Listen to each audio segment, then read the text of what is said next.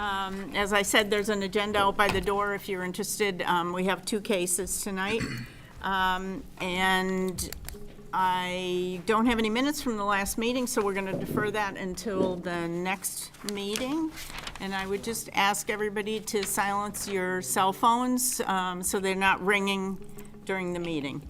And I'm going to introduce the members of the board, starting all the way down to my right, John Bonner, Jeff Sauer, our clerk tonight, Ken Scholes. I'm Becky Kilborn. I'm the chair tonight.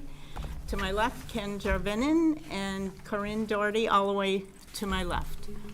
And she's our alternate tonight. And from the planning department, we have Georgia Pendergast. We don't have David Fields tonight. So we are on cable TV, and I'll explain the procedure for tonight.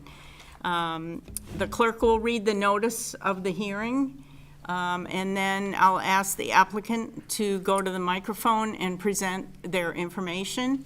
Then we'll go to the board, and the board will ask questions of the applicant. I think you're all here for the same case. So we'll go through the board, we'll ask you questions, and then we'll go to the audience for any questions or comments, and then we'll come back to the board for deliberation. And I ask that you not talk at that point and let us just deliberate. And based on the information that's comes out from the comments of the board, I'll tell you what your options are for moving forward. And as I said, we are on cable TV, so I ask that you go up to the microphone, and if you've submitted any plans to Georgia, she will be able to project those on the screen as you present your information. All right, and I'm ready for the first case. Thank you, Madam Chair. Our first case is 121 Holton Street, zoned R2. Request to withdraw the finding application filed for the demolition of an existing non-conforming shed and the construction of a new 10 by 16 shed. Request made by Peter Swift, docket 22-4963. Madam Chair, we are in receipt of an email dated Wednesday, March 9th. Hi, Georgia. I would like to withdraw my application for the finding of my shed, docket 22-4963, and would like to apply for a new variance location, and it's signed by Peter Swift, the applicant. All right, can I have a motion to withdraw So moved. in a second? I will second. All in favor? Aye. Thank you. Just for anyone who's watching, we will have this on the agenda next meeting. He's applying for a variance rather than a finding.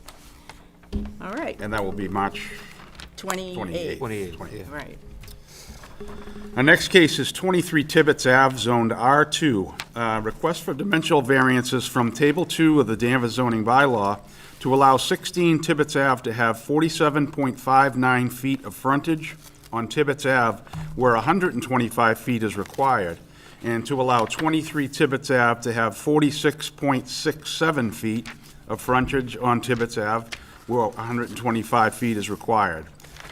To effect the creation of 2 lots, this request is made by Cheryl Flynn, docket 22-4964. All right, thank you. Who's here to speak on behalf?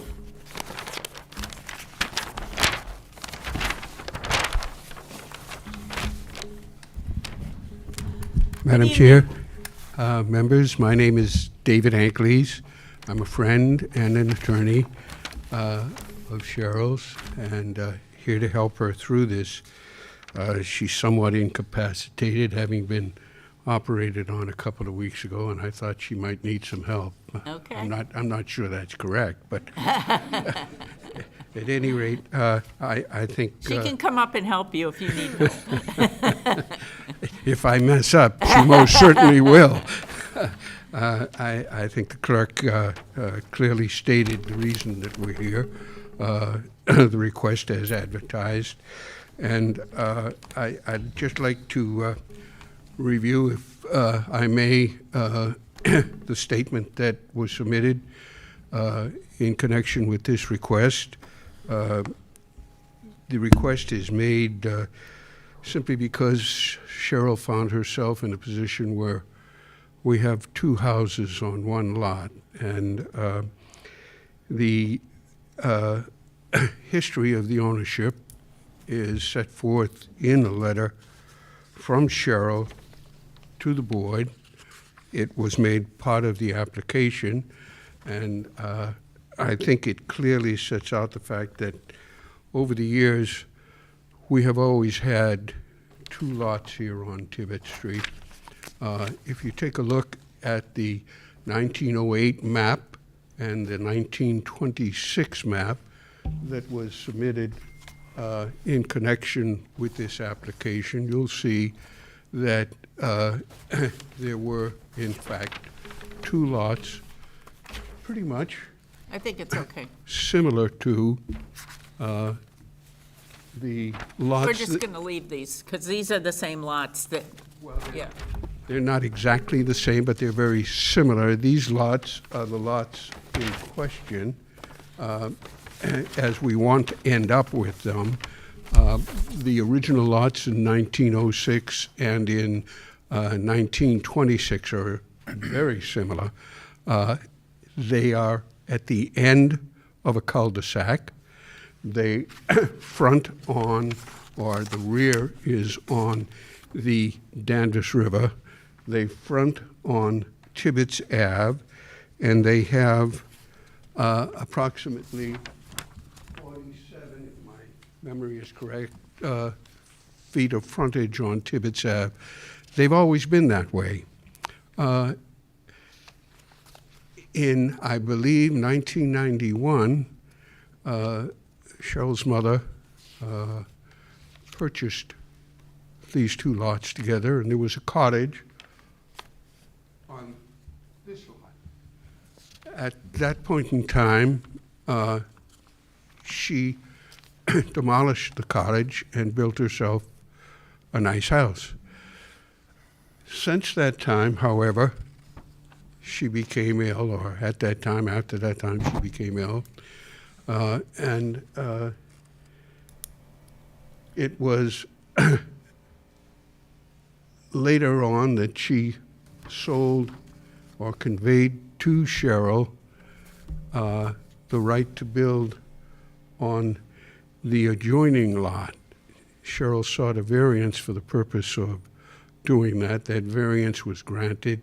It was appealed. It went through a long procedure, went up to the appeals court, and because of a merger issue which did not recognize the grandfathered lots, it was found that the variance could not be granted, or was not proper in proper form at that point in time.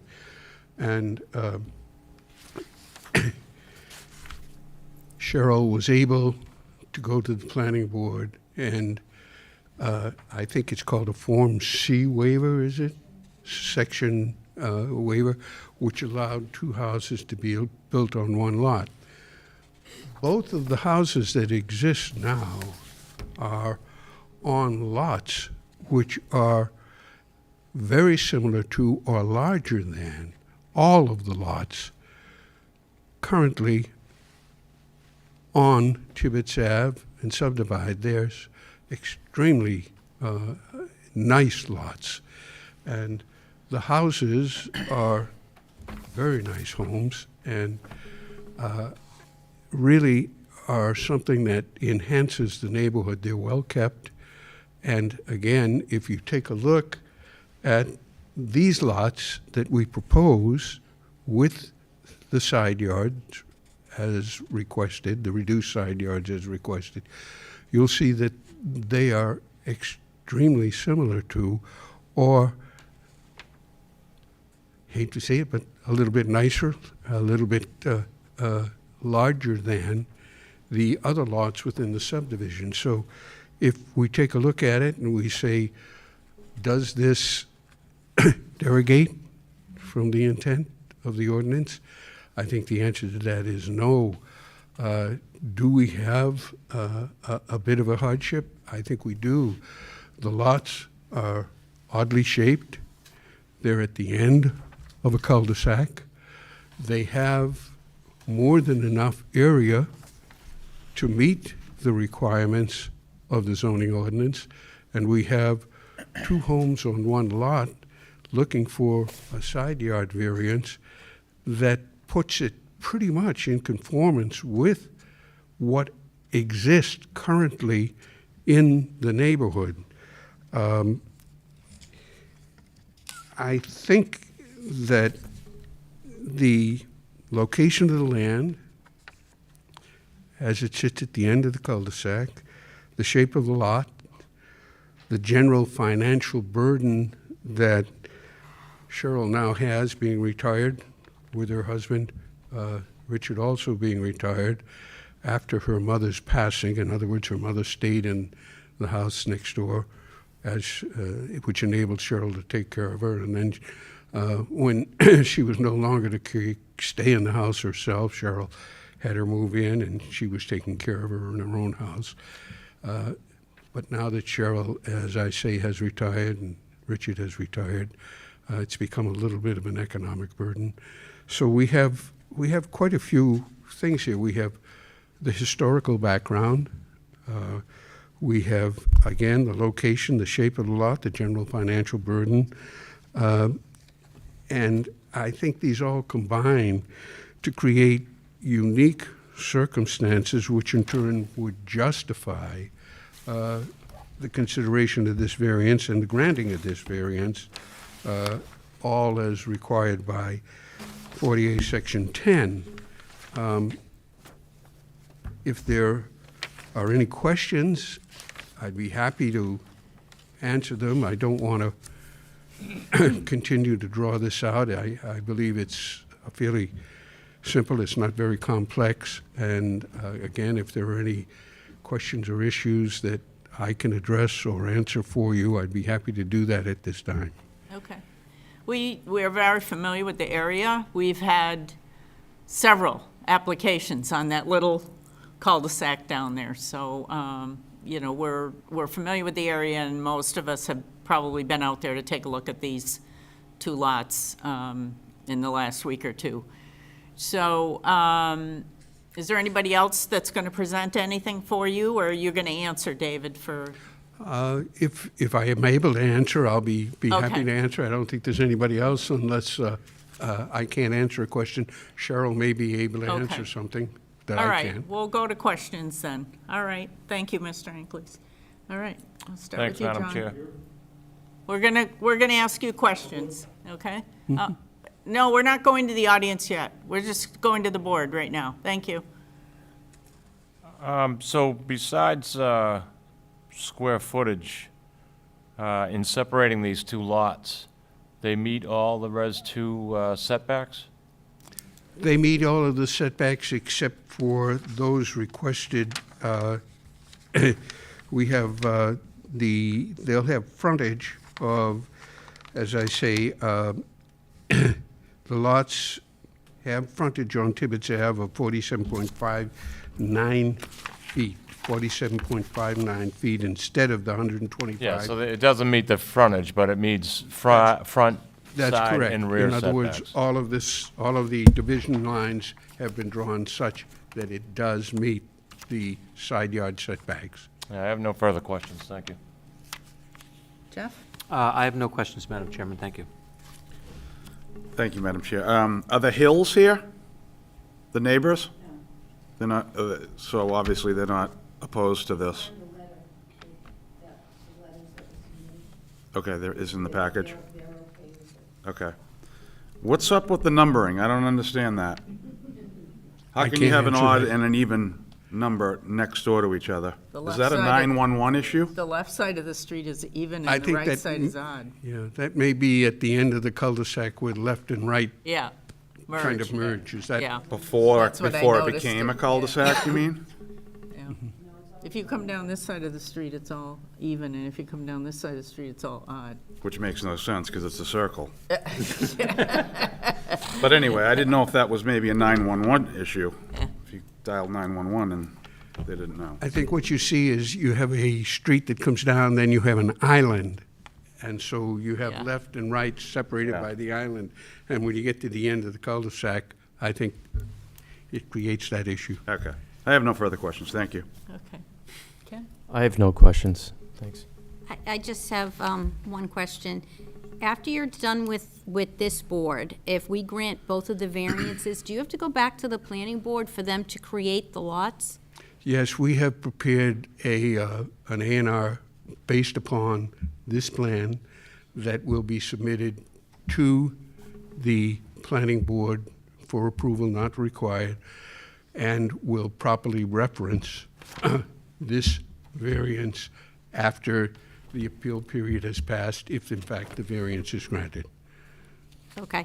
Have you approached the planning board? Do you know how they feel about this, dividing this I lot? personally, Mrs. Doherty, I personally have not approached the planning board. However, Cheryl has, and an A&R plan has in fact been prepared with their help and direction. Okay, thank you.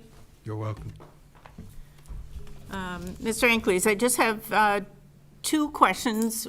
How are these two lots different from the original two lots that were there? The two lots are really not that much different. The lot on lot number 23 originally had 6,990 square feet, and the other lot had 11,189 square feet. The upland here is calculated a little bit differently. On Lot A, which was the larger lot, we now have approximately 31,681 square feet, which makes it a little bit larger. And on the other lot, we have 42,000 plus or minus square feet, which again is larger than the original lots. Both lots retain the original frontage. They differ maybe a couple of hundredths of an inch because It's of minor. modern day measurements. But other than that, you're going to find that both of these lots are larger as a result of, I would say, accretion as the river flows in. I think that's the word. Okay. So So it has to do with the river? Mm-hmm. Okay. So you get a little bit more upland now. Okay. Madam Chair, just a clarification, the Lot B is actually 13,500 square foot. Okay. It's Yeah. a .131 acres, and Okay. Lot A is .73. Okay, thank you. And the only other question I have is, did you consider condoing these two houses and leave them on one lot?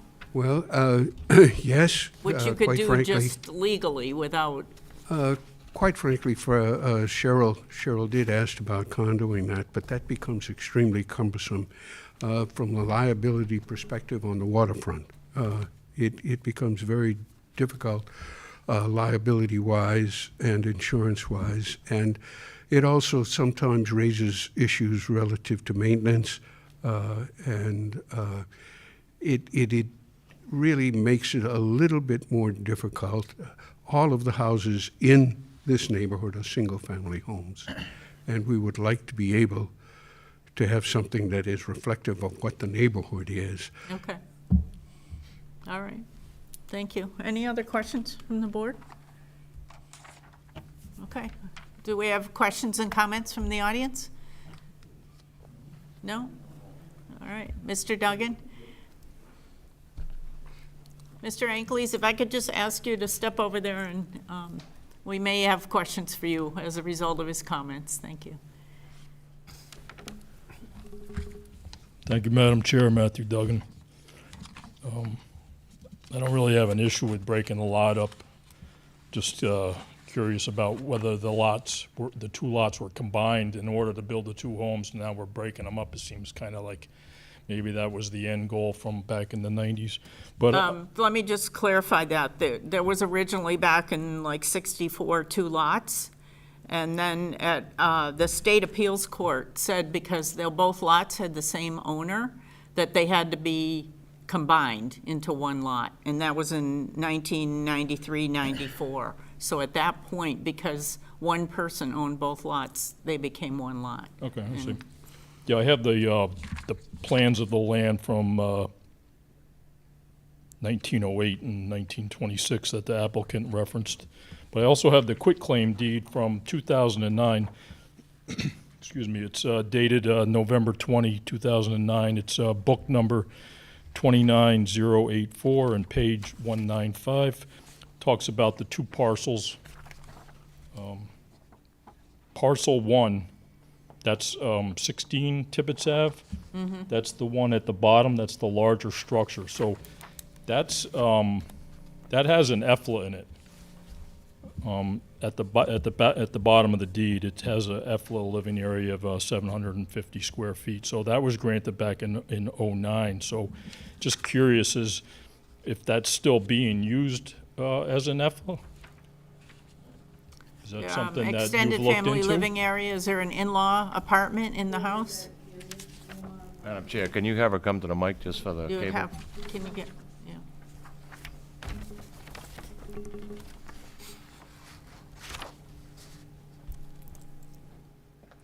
Thank you. Yeah. Identify yourself. Cheryl Flynn, Okay. 16 Tibbetts Ave. Yes, we added an EFLA to have my mother move in with us, and we took care of her for 9 years. She passed away in 2018, and since then, we've been using it just for ourselves. Nobody's in there. Okay, and that's in your house? Yes. Okay. Yeah. Is that okay? Mr. Duggan, any other questions? Yeah, I just wanted to mention that because, you know, some of these times these EFLAs, once their original purpose or the original person that it was built for, you know, they may pass on. So it's always a concern for town meeting members that the EFLA, because it is deeded, that when It's these, a deed restriction. Yeah. when these type of applications come before a board or commission, I think it's a good idea to always ask this question to make sure that it's being used appropriately and that it's not somehow actually kind of turned into a two-family. So, other than that, I think there's enough parking, right, for both of these in front. It looks like on both lots have sufficient parking in the front, so that shouldn't be an issue. So you that's would be in favor of this? Sure. And Okay. one other thing I wanted to mention, and I think the applicant may be curious about this. The assessor's office has these two lots that combined at more than 10 acres. This, Yeah, if you're swimming. this line here is, in Danvers Patriot Properties, is over 3,000 feet. And so I don't know if the applicant's being taxed on 10 acres, but they may want to look into that. All right. I mean, that's, when I went and checked with the assessor's office a couple weeks ago, and they said that that's what their records were. I think they're gonna kind of look into it to make sure that that gets corrected, but Okay. that's all I have. But it only goes up to riprap, so doesn't matter, because the tide goes in and out. Yeah, out to the channel. Yeah. Thank you. Is there anyone else that'd like to speak? Yes. Hello, Madam Chair. I'm Stephen Guarasino. You We've might seen remember you me before. that 6 Tibbetts. I was staying here not too long ago. Thank you all. The garage will be going in soon. But I live in the neighborhood, and I'm totally in favor of this splitting the lots. It's a win-win for our neighborhood, and it's a win for the town. Town would get more money splitting the lots, as they're only getting one tax bill right now. And, you know, it would be good for us.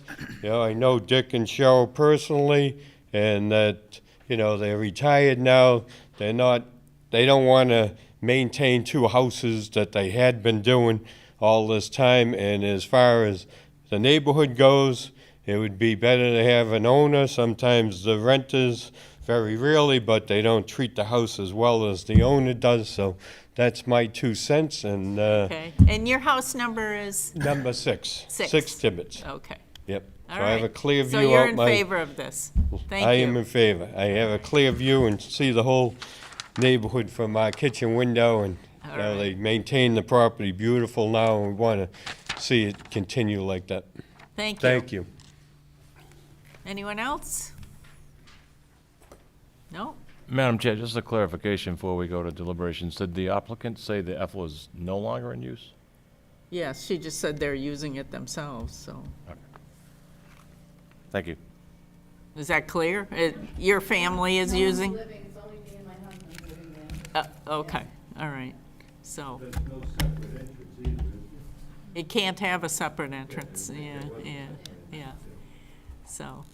So if you have company, you have a place for them to sleep, okay.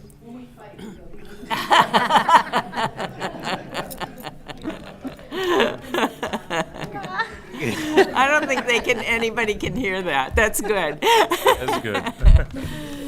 All right, Mr. Ankleys. We're going to go to deliberation unless there's anything else you want to say. I just want to say thank you. And, All right, we're going to have our comments now. Thank All you. right, John, we'll start with you. Thank you, Madam Chair. Normally, obviously, we try to bring properties more into compliance. And I don't know if the adding of 2 homes on one lot today would fly. It probably wouldn't, is my guess. But it was decided by the planning board back in the 90s. As my colleague Jeff has pointed out to me, nothing physical is going to change here. The houses are going to stay the same. So I think it's been a nice transformation there on Tibbetts. As a matter of fact, looking ahead, I think there's another case coming before us. Yeah. At our next meeting. So, although I hate to, I guess, reward this situation, it seems like the right thing to do here, and I would vote in favor. Okay. Jeff? Yeah, I too have a trouble with granting 2 lots with 47 feet of frontage. It's a really tight situation. But the facts on the ground are that these houses exist. The frontage is there the way it is. By splitting it up, we're not going to physically change a single thing about how the neighborhood looks, so I'm in favor of this. I will vote for this. And I will vote for this. I obviously like to hear from the neighbors. I asked about the hills. It seems like everybody's in favor of this, but I still don't like the numbering. But I'll vote for this. All right. Ken? I'll vote for this as well. The frontage is, it's not per what the setback rule is, but it's much more than any other house in that whole cul-de-sac, it looks like, and it's definitely gonna, it makes sense, the whole thing makes sense, so I'll vote for this. Yep. Okay. Corinne? I agree. I love this neighborhood. It's a great neighborhood. All the neighbors love each other, which is great. I also think because of the kind of pie shape of the lots, there's actually more land there than probably every single house on the right-hand side of the street. We're not really doing anything except for separating the lots, and I agree too that having renters on a residential street isn't ideal for the situation. It's better just to have all homeowners, so I will vote for this. And I will also vote for this. I think we're just going back to what was originally created there. Maybe there's a few adjustments in the size of the lot, but there's 2 houses, might as well have 2 lots, it works. So I would be in favor of this also. So can I have a motion?